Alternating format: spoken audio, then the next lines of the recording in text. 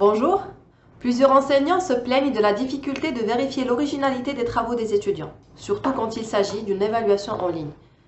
Le plagiat pose aussi problème quand il s'agit d'un projet de fin d'études ou même une thèse de master ou de doctorat. Le plagiat est un vol intellectuel qui nuit à la crédibilité des diplômes et aux compétences des lauréats de tout système éducatif.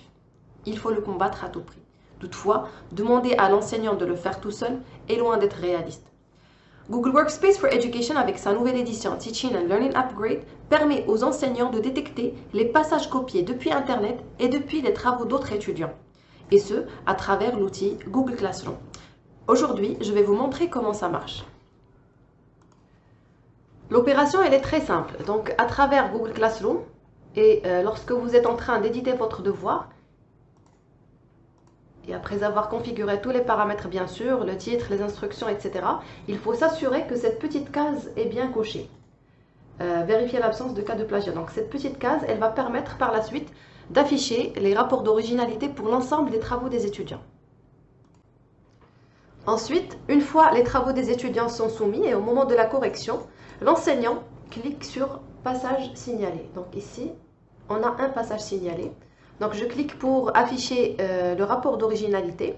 Et là, comme vous pouvez le constater, j'ai ce paragraphe en surbrillance. Donc ici, j'ai la couleur grise. Je ne sais pas si elle est visible pour vous, mais en tout cas pour moi, elle est visible. Donc quand je clique, j'ai la source du paragraphe qui s'affiche ici. Donc l'étudiant a copié depuis Internet, depuis cette source. Ce paragraphe, par contre, il est authentique. Donc il n'est pas en surbrillance, donc il est original.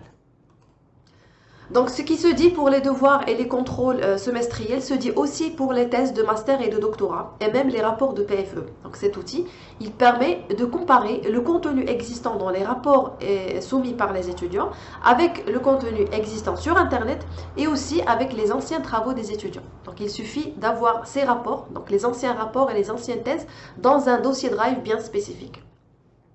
Donc, si vous avez cette édition Teaching and Learning Upgrade, donc je vous invite à tester cette fonctionnalité. Sinon, si vous ne l'avez pas, vous pouvez demander un test gratuit à travers le site eduxol.ma/tl. Donc, vous pouvez avoir un test gratuit qui arrive à 2 mois. Donc voilà, c'est tout ce que j'ai à vous dire aujourd'hui et je vous dis à très bientôt.